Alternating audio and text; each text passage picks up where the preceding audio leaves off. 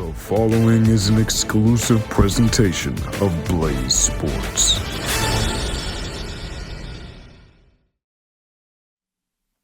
Hi everyone, welcome in to Blaze Gameday. Gabby Chernoff, Jack Brooks, and Jake Sloan here with a little bit of an ASU hockey preview. Football is on a bye week, so no football content from the Blaze Gameday studio here in Tempe this week. But hockey's just as exciting, if you ask me. Big matchup this weekend at Mullet Arena. ASU hockey ranked number 14 in the preseason poll, hosting number 5 Penn State, arguably one of the most highly anticipated matchups in the history of this program. All three of us will be there for our respective outlets. Should be a pretty exciting weekend. Yeah, this is the first time that ASU's opening their season at home against a top 5 opponent. So like you said, definitely very highly anticipated. The 48th consecutive sellout at Mullet Arena in the student section. Tickets sold out in a matter of hours, so you can just feel the excitement from ASU fans. Yeah, it's definitely going to be really exciting. It's gaining national attention. Both games will be aired on NHL Network as well as on the NHL YouTube page. So a lot of eyes going to be on this ASU hockey team to open the season. And for us media, it should be just about as hectic as ever. You have a projected number 1 overall pick from next year's draft. He'll be obviously making his NCAA debut, so that garners all the national attention on top of all the local media. We were talking to the ASU SID Paige Shacklet the other day. She said as of Tuesday, she already had like 35 credential requests, which I don't even think there's more than like 20 seats in press row, let alone when we have to go down to the Zamboni tunnel to do the post-game presser. But yeah, Jack, like you said, NHL Network has picked up this game really great for just the growth of college hockey as a whole. They probably had to drop like an NHL preseason game in order to be able to air this, so that's really exciting for college hockey.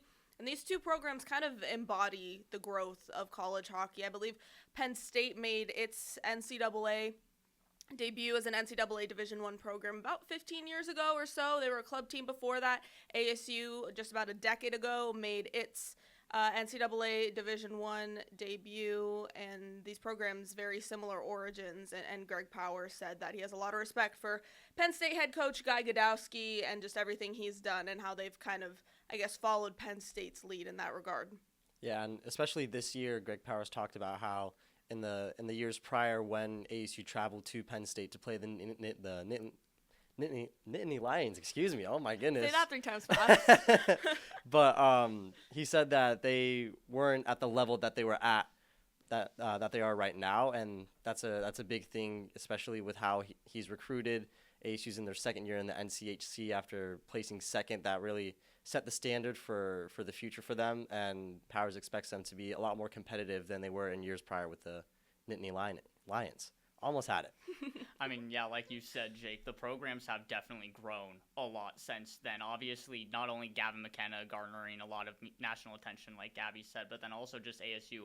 Colin Potter just drafted 32nd overall by the Calgary Flames. Both teams are coming in after pretty successful postseasons. Obviously, ASU didn't end up where they wanted to in the NCHC tournament, but for their first year in the conference, very successful regular season, now have multiple NHL draft picks on the roster, so it's going to be great for both these programs to start against each other. Greg Powers said Monday that the fans will be seeing college hockey's very best right away to start the season. I don't think that's an overstatement at all either. ASU coming in with pretty much an entirely rebuilt roster from its NCHC Frozen Face-Off team. Last year, they lost to Denver in the first round, didn't make it to the NCHC championship game. Denver eventually would go on to lose to the reigning NCAA national champions, Western Michigan. And Penn State was a Frozen Four national tournament team last year as well. So there's definitely a reason why there's so many eyes on this matchup this weekend. It'll just, I mean, we sound like broken records, but it will be very exciting, very electrifying atmosphere over at Mullet Arena. With that, we'll get into kind of ASU's roster specifically. As I just mentioned, it's pretty much entirely rebuilt. 17 total newcomers. I believe 11 of them is the exact number that are freshmen, whether it's coming in from the CHL or just true freshman commits that they had previously committed coming in for this year. It'll be there's a lot of uncertainty. I almost don't know how to approach previewing this, just because a majority of the roster is newcomers. But Greg Powers said, this is the deepest roster, this is the best roster we've ever had, because their player prospect pool doubled with the expansion of the NCAA, allowing players from the CHL to come and play NCAA. He said, we're as deep as ever, but so is everybody else. The entirety of college hockey has this brand new pool of prospects that are just as talented. A majority of NHL draft picks in the last draft actually did come from the CHL. It's usually a pretty even split between which draft picks come from the CHL and the NCAA, so a lot of talent that college hockey coaches were able to bring into the NCAA this year, and there's quite a few names to get through. Yeah, and it's almost weird to say the word freshman with these guys, because it's much different compared to the rest of college sports. A lot of these freshmen are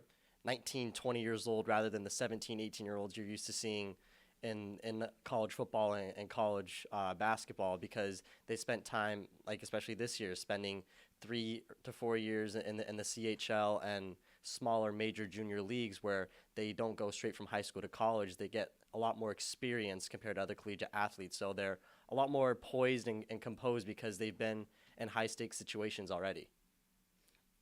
Yeah, definitely. And also just looking at the transfers overall, it's not just the CHL.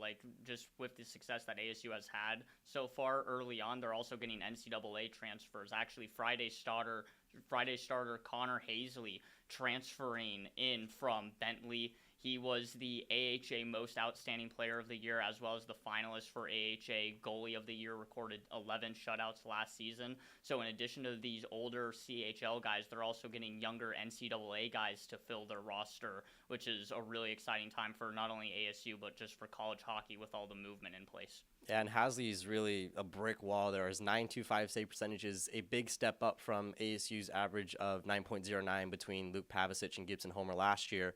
And his 11 shutouts led the NCAA, so his team knew that they could count on him, and Greg Powers is bringing in someone that if they need some more defense, which was a problem at times last year where their defense couldn't necessarily keeping up with their high-scoring offense, he looks like he's got his guy this year. Homer, too, another player moving. He transferred from the number 11 North Dakota Fighting Hawks. So not only a lot of movement outside in other parts of the NCAA, but movement in the NCHC as well.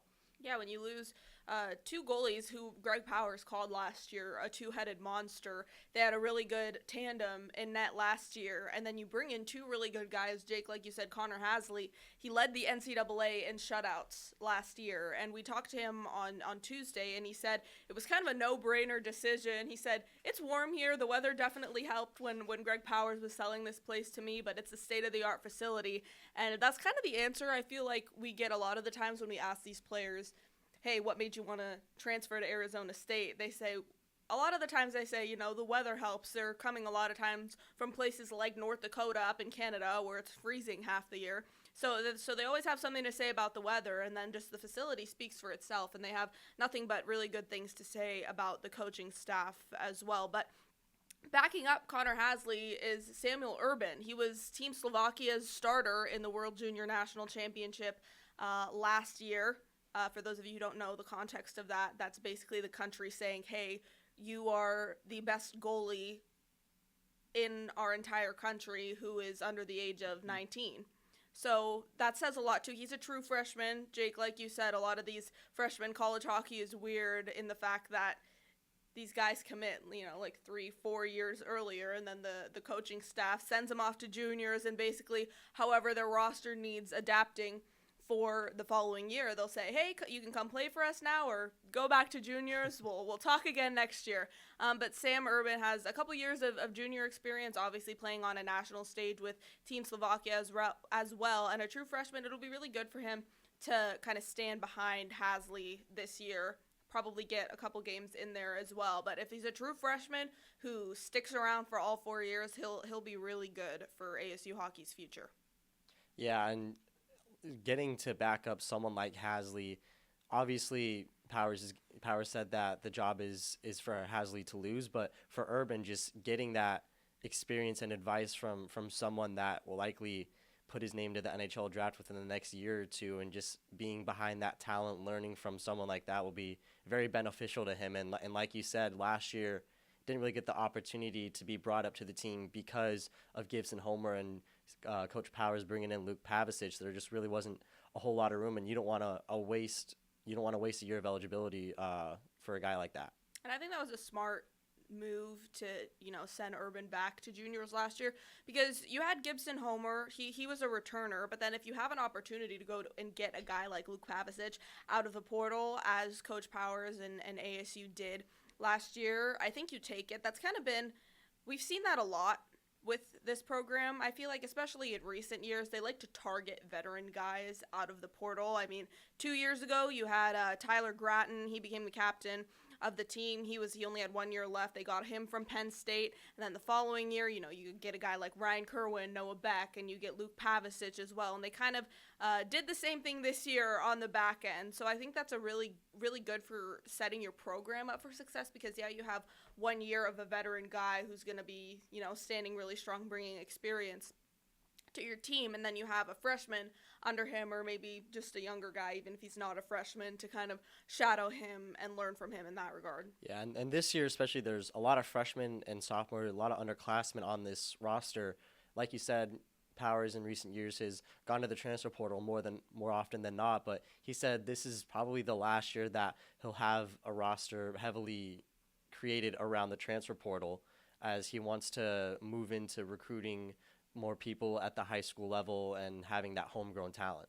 That interview was really interesting, that press conference availability, as he mentions how they're going to start to move away from the portal. One thing that I really liked, Anthony Dowd talk about like how the team is just trying to build a culture. Obviously, he's an assistant captain on the back end. He is leading 4 freshman defensemen for ASU, and that's going to be a key part of his leadership, building up this next class, which Powers talked about is going to be a big part of their future. Also, Hasley talked a lot about the team's competitiveness and how everyone pushes everyone to be a little bit better. He even mentioned that they play NHL Online probably a little too much, more than they should.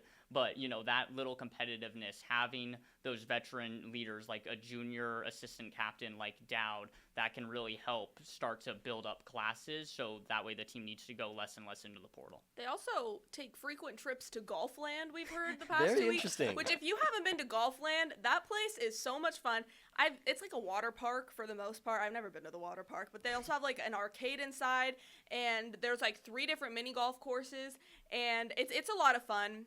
We did hear Bennett Shimmick is the worst mini golf player on the Allegedly. team. Allegedly. Tucker Ness, apparently the best. Likes to That take his time a lot. Takes his time. According to Anthony Dowd, he takes 4 hours to putt. It's probably a little bit of an exaggeration, but I digress. We're going to be back after a quick break here with a full position-by-position roster preview for this ASU team, and then after that, we'll get into, of course, this very highly anticipated matchup against Penn State.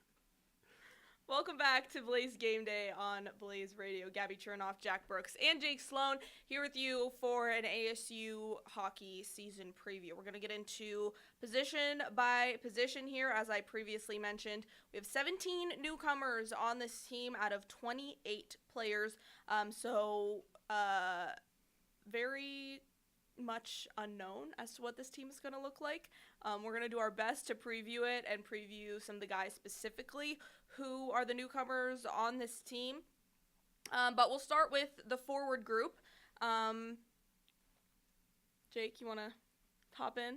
Yeah, I mean, obviously they're led by ASU's 2 co-captains, Kyle Smolin and Bennett Shimmick. Both of those guys are real locker room guys. They said that they have like a good cop, bad cop kind of situation going on, where Kyle Smolin is a lot more of a vocal leader, and Bennett Shimmick more leads on the ice. Is a guy who they're both guys. They specified that no matter what, they're both guys who will be there for their teammates. But Kyle Smolin can be a little more I don't want to say drill sergeant like, but he's much more imminent with his advice, and so they're going to be leading that forward group, and then behind them the ever so talented Colin Potter, ASU's first ever first round draft pick in the NHL draft this past summer, was taken 32nd overall by the Calgary Flames. Like you previously mentioned, was the only player for the Sun Devils on the NCHC preseason team, which is only 6 players throughout the entire conference. So that just kind of shows the recognition that he's getting. And alongside him will be one of the other returners, Cruz Lucius, who earned an assistant captain nod after last year was very injury riddled for him. Power said that he maybe got 1 or 2 practices with the team before he was thrust out into games and just never really settled in. So Powers is kind of expecting him to take a bigger jump this year after he had 39 points with Wisconsin 2 years ago, which was a career high for him and what made him such a big get for Powers out of the portal last year. But there's also a lot of newcomers like you mentioned. Obviously, Ben Kevin played with Colin Potter this summer on Team USA's U18 team where they won bronze, which was pretty big achievement for them, and they got to experience some chemistry before the season and preseason camp even started. Scored 43 points in 51 games for the Des Moines Buccaneers in the USHL last year. Was another draft pick, was taken 63rd overall by the New Jersey Devils. So just kind of shows that the talent they have on this front six, but somebody that Sun Devil fans won't see for the first 6 games, which will be a very talented player, is Jack Beck, who came over from the ECHL. Will serve a 6-game suspension because of the 6 games that he played after his 22nd birthday following March 12th. So he'll be out for the first 6 games, but Greg Powers said that he will be a part of their top 6 forward group going forward as soon as he's back on the ice. So a very talented group for Greg Powers in this forward group, but like you said, there's a lot of uncertainty. We saw last year transfers Ryan Kerwin and Artem Schlein take the ball and just run with it, and really led ASU's forward group last year. Kerwin led the NCHC in goals with, I think it was 26 last year.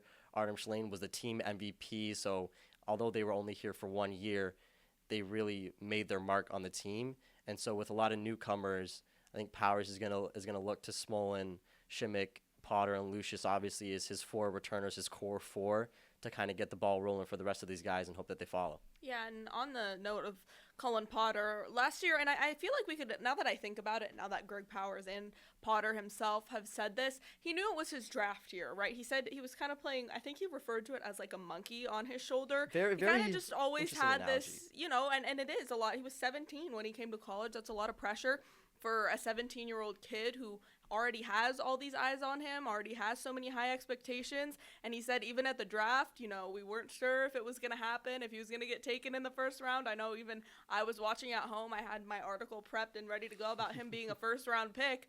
And then the 32nd pick comes up, and I'm like, oh my gosh, he might not go. But Calgary did take him. Very last pick of the first round, like you said, ASU's very first overall pick in program history. So it'll be interesting to kind of see how if that kind of element of relaxation can kind of help him maybe like loosen up on the ice a little bit. There was a stint, I believe it was January, February, where he kept hitting posts, and you could tell he was like very visibly frustrated, and then Actually, I believe it was at like the end of December, because he came back on his birthday, I remember this, against North Dakota, and he scored a goal, which was the first time in a few games where he had scored a goal. So it'll be interesting to see just how maybe having a little bit of weight off the shoulders will impact his game. But like you also mentioned, Jack Beck, and we'll get into the whole CHL rule change later, and he played in the AHL a few games last year, and then he actually signed a contract in May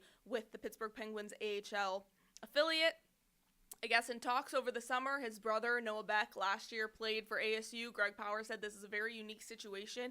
If we ever had the option to get a guy who had played professional hockey, played in the AHL again, we probably wouldn't take it, but just because we know him, we know his character, we know the family, this was a golden opportunity, and we were more than happy to welcome him into our program. But also, like you said, he's expected to be a top 6 contributor immediately. So a lot of new and returning talent. I'll be sitting on pins and needles those first 6 games of the season, waiting for Jack Beck to come out and make his debut and see how he kind of meshes with the team. But it'll also be interesting how the lines are constructed this year. I'm curious if he'll keep some of the returners who played together last year. Kyle Smolin played like all up and down the lineup. He probably played just about all 12 positions, 16, 12, sorry, math. On the forward end, he probably played on every line, right wing, left wing, center. That's an exaggeration, of course, but Yeah, he played everywhere. He did, and he said that availability is the best ability for him, and Powers really held him to it, throwing him all around the lines. But the biggest thing that stands out to me is how much bigger they got with their recruits. There's several recruits that are 6'2", 6'3", 6'4", and Powers said that this is probably the most physical team that he's ever had. Usually in years prior, the reason why Cole and Potter fit in so well with the team last year is that they used a lot more finesse and speed and skill. And while they still have that with all of these new players, they're also a lot bigger, and that's very important when you're playing in a league like the NCHC, where there's a lot of talented players. It's arguably the top conference in college hockey. Obviously, there's a couple conferences over on the East Coast that may put their 2 cents in for that, but 7 of the last 9 national champions really cements that. And when you're playing against such big and physical guys that are most likely going to go on to play minor league hockey or in the NHL, you want to be able to combat that with some talent and some size of your own. And I feel like Powers really made that very important for him this offseason. And I feel like Western Michigan was the perfect kind of personification of that last year. You look at what Pat Ferschweiler did in his offseason, not last offseason, but I guess now 2 off seasons ago.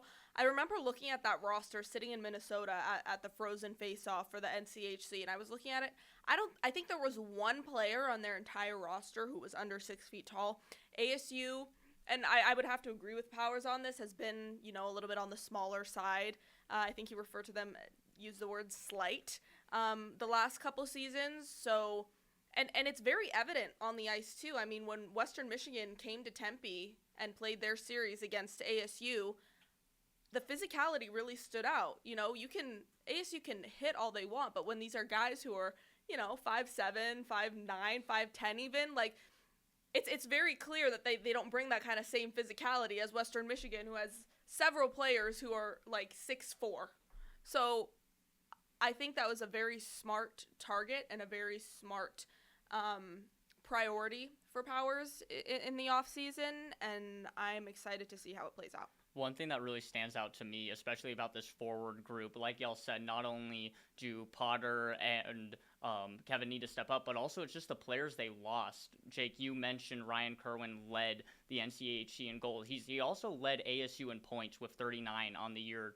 Shalane signed an AHL contract with the Texas Stars. They won't have him anymore. And then also graduate forward Lucas Sillinger led the team in assists as well. All 3 of those guys gone from the forward lines. So not only did I think Powers do a really great job at acquiring guys, but also just from a coaching standpoint on how the offseason has done, he's going to need guys to step up. Obviously, they have NHL talent like Potter, like Kevin, who have already been drafted. Kevin, of course, Jake, like you said, drafted by different Devils out in New Jersey. But then also just with a guy like Kyle Smolin, last year, Gabby, you mentioned that he played every position. Not only did he have 30 points, but he had 30 blocks, which was most by forwards on the team last season. And he also had a +12 ±, which was second behind defensemen down. And of course, +- usually a positive stat more for defensemen, but for him to have something like that, definitely key. And I just think with everyone that Powers lost on the forward lines, in addition to the newcomers that he got, just having those guys who have already been drafted to the NHL, who have already proven themselves, who are so versatile like Smolin, that's going to be a key for these forward line groups. Yeah, and there's 3 newcoming forwards who really stand out to me. The first one kind of on the note of adding a lot of size on both the front end and the back end. Sam Alfano, he's coming from the Erie Otters of the OHL. Last year, his last season with Erie, he played 68 games and totaled 84 points. That's averaging, if I'm doing the math correctly in my head there, that's almost a 1.5 average per game. So very impressive by him and doing it in a league that is as competitive as the CHL. And the Erie Otters produce, some pretty impressive talent if you like to think of Connor McDavid in that regard. He came from the Erie Otters as well. And then the season before that, he had 60 points in 66 games, so he's been very consistent in the OHL for the past 2 games, and he's tied with defenseman Justin Kipke as being the tallest player on the roster, 6'4". Is how tall he is, and ASU's definitely been missing kind of that very, physical presence on its front end for sure. Another one that stands out to me, you can't not talk about Ben Kevin. I mean, he was drafted into the NHL in last year's draft, like Cullen Potter was. Jake, you mentioned they played together a little bit over the summer. They were both invited to the U.S. World Junior Showcase. Essentially, it's just a tryout, basically, for the USA's World Junior roster. I believe, I'm not sure the exact number, but again, if you were invited to that, that's basically the USA saying, hey, you're one of the best, like, 20 or 30 forwards under 19 in the entire country. And then I look at Johnny Waldron, too. He's coming over from Miami. He's a senior. I think just that NCHC experience and kind of a guy who has played college hockey but is new to this ASU program will bode well for ASU as well, and he's 6'1". Yeah, and not only competing in the NCHC, but just doing such a good job competing, obviously, for a team like Miami where they finished last in the NCHC. They're projected to finish last again this year, but he was an academic all-conference team, so he's smart on and off the ice, which is very big for someone like Powers and a senior who can be a leader for them. But he also led the team in assists with 16, and he shared the team point lead with 20. So he only scored 4 goals, but with 16 assists, he's a big playmaker. And losing someone like Lucas Sillinger, who had 30 assists, the all-time leading assist leader was 69 for ASU throughout his time with the Sun Devils. Having a playmaker like that on the front end can be very beneficial. Well, we'll be back after a quick break. We'll get to the defensemen, and then we will get to the very anticipated preview of this matchup against number 5 Penn State. Welcome back to Blaze Gameday on Blaze Radio. Gabby Chernoff, Jack Brooks, and Jake Sloan bringing you a little preview of ASU's matchup against number 5 Penn State. We talked a little bit about the forward group before our break. We're going to get to the defensemen now. The most newsworthy thing with this defensive group, Greg Powers said on Tuesday on his Hell Frozen Over radio show, Brazen Bozer sustained an undisclosed injury in practice that day. He said he literally said it happened that day in practice. He said best case scenario, he's out for the first 4 games of the season. So that's this weekend against Penn State and then that icebreaker tournament that ASU is hosting next weekend. And worst case scenario, he's out for about the first 6 games of the week. I believe Augustana, I'm not looking at a schedule, but off the top of my head, I believe they play Augustana after that icebreaker series. So he could be making his debut for this season at the same time as Jack Beck, but they definitely got bigger on the back end. Like we talked about earlier, that was a priority for Greg Powers this offseason. And Anthony Dowd wearing the A for that defensive group. He, in contrast to what we talked about getting bigger, he is 5'7", but he's been there. He's entering his junior year. He's been at ASU for all going on 3 years now of his college hockey career. And he seems pretty excited about his new role in leadership. Yeah, I mean, Dowd, he's the only defensive player with a letter so far named. And also, just what he was talking about, he's leading 4 freshman defensemen. He said after Tuesday's practice during media availability that the freshmen know what they're coming into with a sellout and mullet to open the season. He says that he thinks he's going to do great. He mentioned that the freshmen are super fired up and that they've been practicing confidently all year long. So for him to not only get a letter, but then also right away be thrown into a leadership role, needing to lead 4 freshmen in his position group, obviously Powers has a lot of confidence in his ability to do that. One of those freshmen, Gabby, you mentioned Justin Kipke, he has a lot of hype around him. So it will be interesting to see with not only Bozier out, but then also with the team losing Noah Beck, who signed a 1-year deal with the Sharks. It will be interesting to see how these freshmen come out of the gate because they should be getting a lot of playing time with just how the defensive pairings will be lined up. Yeah, and I think the biggest thing for Dowd is he's one of 2 players in the D-core to be with the team for more than going on his 3rd year. Him and Tucker Ness are the only upperclassmen in that position. And like you said, there's a lot of freshmen. The biggest thing about Bozer, I just kind of want to go back to that. He's the only freshman, or he was the only player last year as a freshman to play in all 37 games. So losing someone like that who was so reliable that you knew could be on the ice is a big hit. But just when you look at the rest of these defensemen, Sam Court, Joel Shelberg were the other two freshmen paired with him last year. They really stood out and they were really good defensively. So bringing in guys like Richard Barron and Lincoln Keene, who are also very defensive minded, will be very big because, like we said, the physicality was missing a lot last year, and that's what played into ASU struggling to exit the zone so much last year, especially in NCHC play. And so getting bigger will help them get more rush opportunities, because that was the result of many of their losses last year. Is they couldn't get it out of their zone, and then opposing teams had a plethora of offensive rushes that resulted in goals. You mentioned just plain Sam Court only missed one game during his freshman campaign, 33 blocks, and in addition to that, Bozier second on the team in blocks with 60 last year. So just having that consistency, right? The best availability is availability. We talked about it during the first block of this show. Having that consistency coming out with Bozier, I think that the freshmen are going to get a lot of opportunity early on, and no matter how nervous they are or not, playing in front of a sold-out Inferno to open the season against Penn State, they're going to be thrown into the arena right away, so it will be interesting to see how they perform. Yeah, and kind of almost a similar dynamic as we talked about earlier with the goalies. You have Anthony Dowd and Tucker Ness, who are the returners on the back end for ASU, and then you have that freshman defensive trio from last year. They all kind of just walked around together. I believe those three and Cullen Potter last year were the only true freshmen on ASU's roster. So you have a couple returners, still underclassmen, and then you have a handful of freshmen and transfers who should kind of round out this group. But Jake, yeah, like you said, so many times last year it was just the end of a game in a close game. ASU, the puck was pinned in their zone. They couldn't get it out. So I think having a little bit more of a physical presence, being able to get into those puck battles along the wall and just that physicality, it's definitely going to bode well for the Sun Devils this year.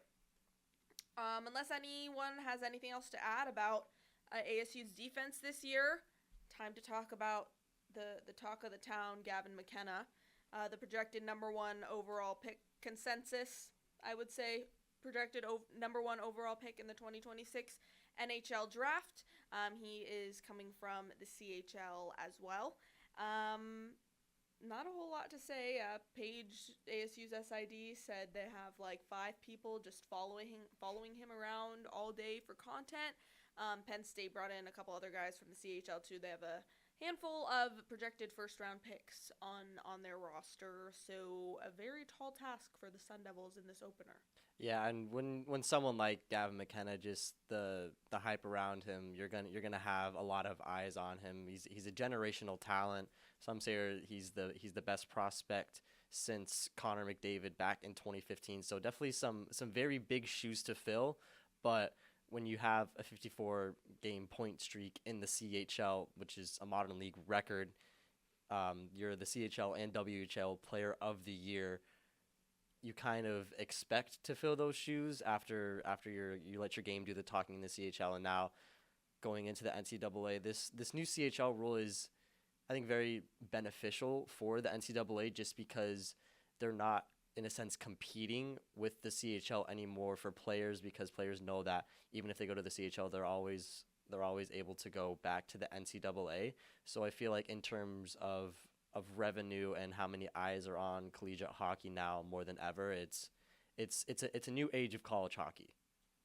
Yeah, for sure. And just in addition to that, not only a new age, I mean, just looking at McKenna specifically, getting him from the WHL for Penn State was huge. I mean, with the Medicine Hat Tigers, not only were they the WHL champions, but then he led that league in points last season. He actually ended on a 54-game point streak, which was a modern league record. So that should alone just tell you why the hype around him is real. NHL PR's very own statement after it was announced that the games were being aired on NHL Network name-dropped him specifically, saying that Gavin McKenna's NCAA debut will be aired worldwide. And a big thing for just stopping him, I mean, last year with the WHL, 129 points, 41 goals, a 60-plus minus, obviously first on the team in all of those categories. When you look at, we mentioned how the team will be missing Bozier this weekend. the defensive pairings are going to need to step up and play together.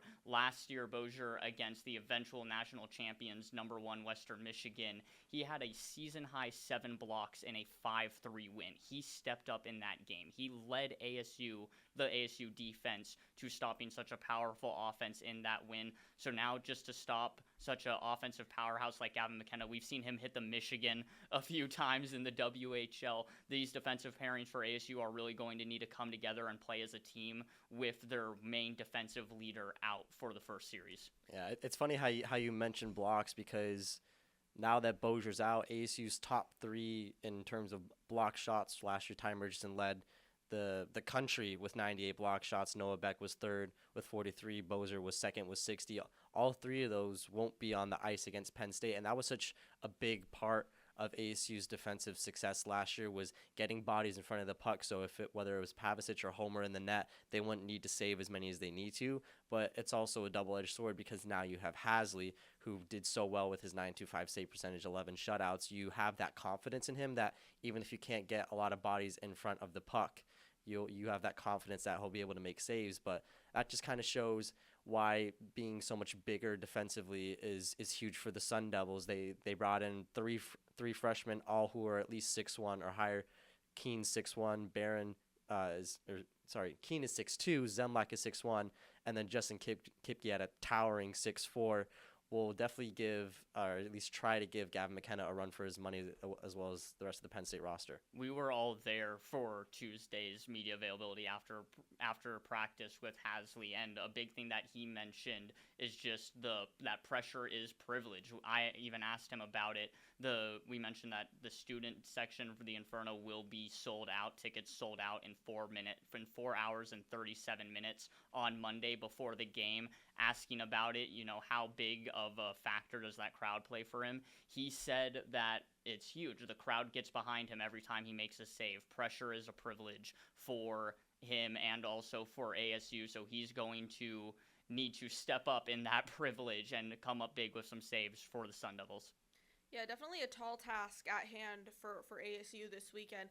But Greg Powers said, we know they're a good team, but we're a good team too, and we're not afraid of anything that we're going to see on Friday. The same sentiment, I feel like, was kind of iterated last season, and they started, I believe, their first 4 or 6 games without a win. I don't remember what it is exactly. I don't have it up in front of me, but it was kind of a similar rhetoric, but ASU obviously hit the portal and hit the CHL very aggressively. So I think we'll get a very, very good sense of this team's identity even just this weekend. And if the identity looks to be what Anthony Dowd said it was on Tuesday, which is fast, hard, and relentless, I think they'll be in very good position for when Bozier comes back into the lineup and for when Jack Beck makes his NCAA debut. Penn State returned 75% of its total offense and added a few newcomers as well that are just as scary looking, I would say, looking at this. So we'll get into all of Penn State's newcomers on top of their offense last year, see just what ASU is up against after a quick break. Welcome back to Blaze Gameday on Blaze Radio. Gabby Chernoff, Jack Brooks, and Jake Sloan, you know who we are at this point, and our last segment here previewing number 14 ASU Hockey's matchup at home with number 5 Penn State this weekend.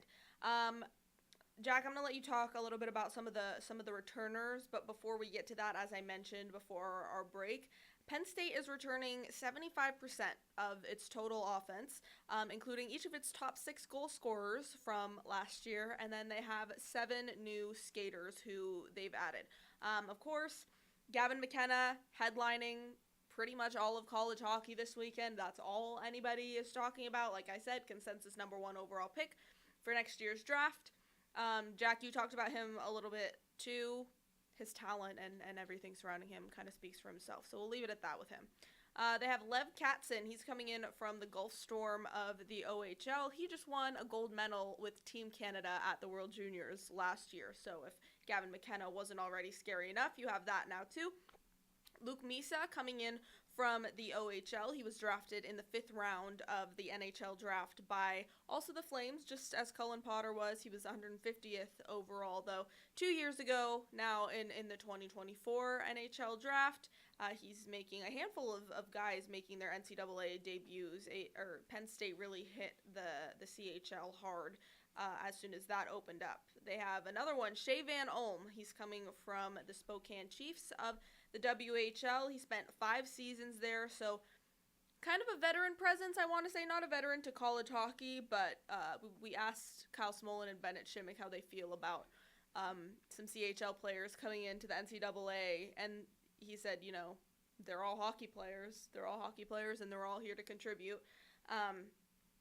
And then that's all the newcomers they have on the offensive side. So no NCAA transfers. All the newcomers Penn State has are from the CHL.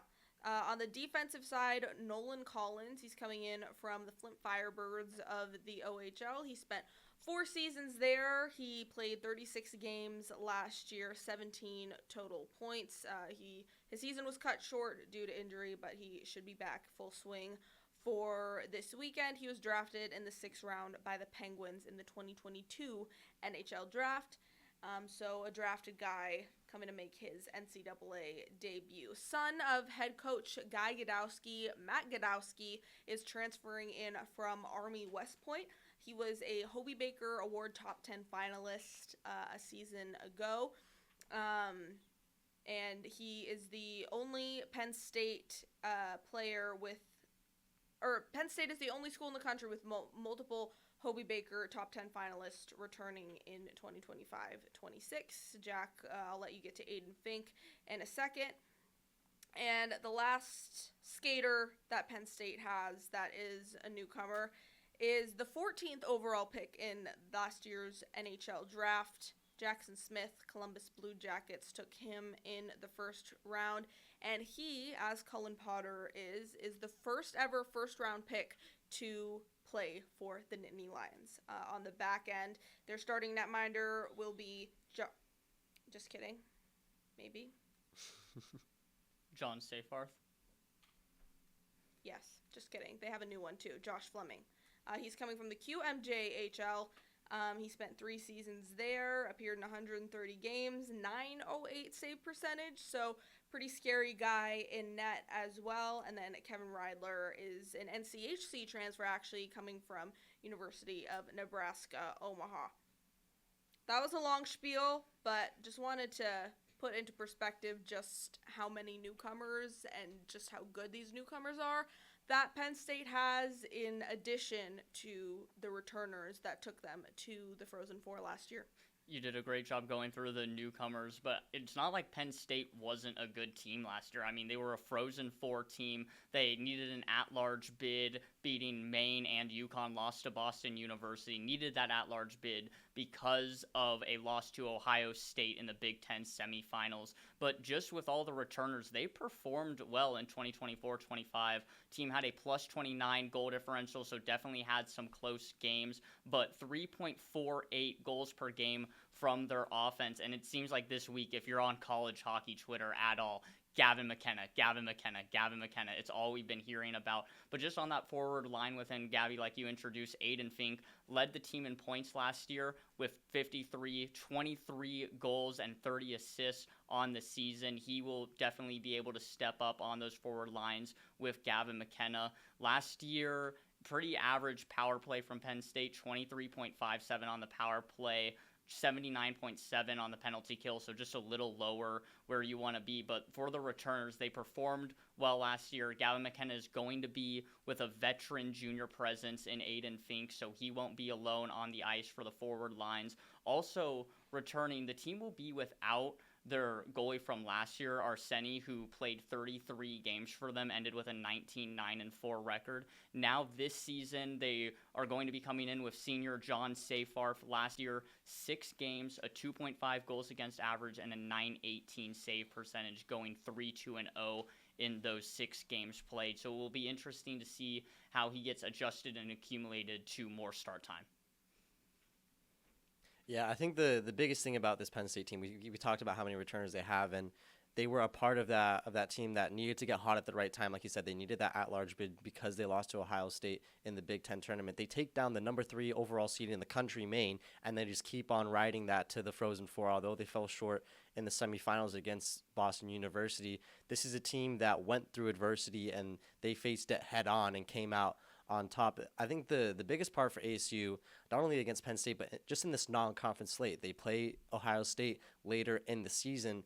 In the years prior, we haven't really seen them stack up their non-conference slate with talented teams like they did this year. Last year, they opened against Air Force where they dropped a game, and that just really started a bad stretch of non-conference games for ASU. Obviously, they were able to pick up the slack in NCHC play, but this is a high-risk, high-reward situation in non-conference play.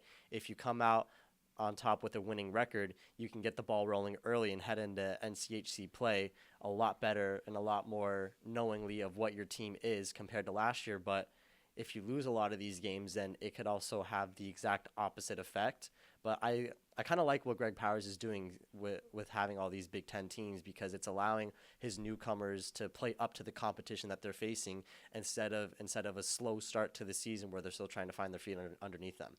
Yeah, Greg Powers said, too, that a big reason why, I mean, last year we saw them play a couple Big Ten teams as well, and then they'll face off against 3 of them, at least in the regular season this year. During that COVID year when ASU was still an independent program, they essentially spent the entire season on the road, up in the Midwest, kind of out east area, just playing Big Ten teams. So I guess part of the deal with those Big Ten teams is that if we're coming out there and playing an entire season just against you guys, you owe us a series at home. So they'll get that this year. Penn State, obviously, this weekend, next weekend, they'll play a game against Notre Dame in the Icebreaker tournament.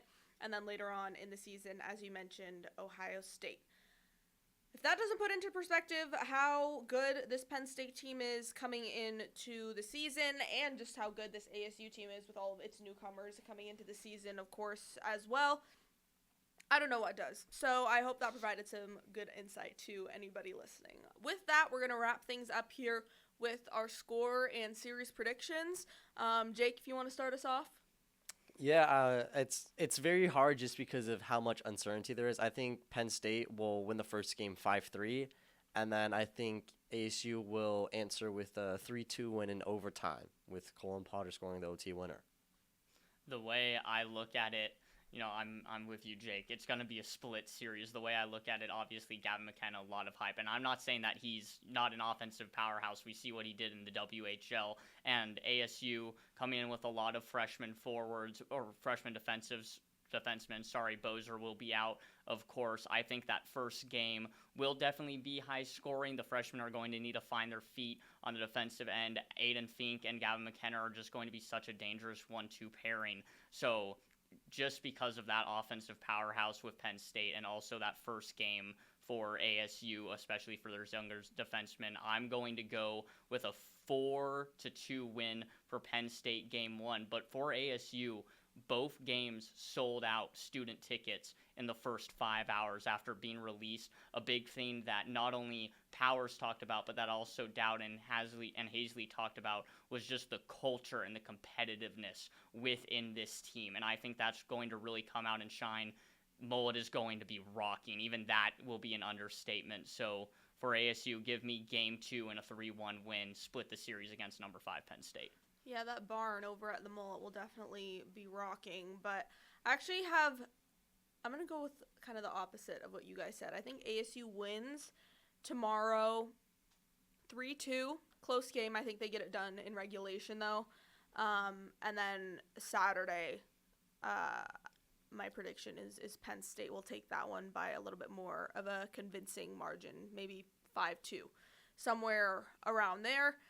Give all those newcomers a chance to get their feet set. ASU, and Greg Powers said this too. He said it's a very stupid thing. They can't be in full hours until game week, and you look at all these other college sports, they start practicing, getting out on the court, on the field all summer long. ASU literally could not have gotten into full hours until Monday of this week. But there's our predictions. There's our season preview for this ASU hockey season. Gabby Chernoff, Jack Brooks, and Jake Sloan for Blaze Gameday. We thank you for watching, and we will see you next week. Back to the regularly scheduled football programming.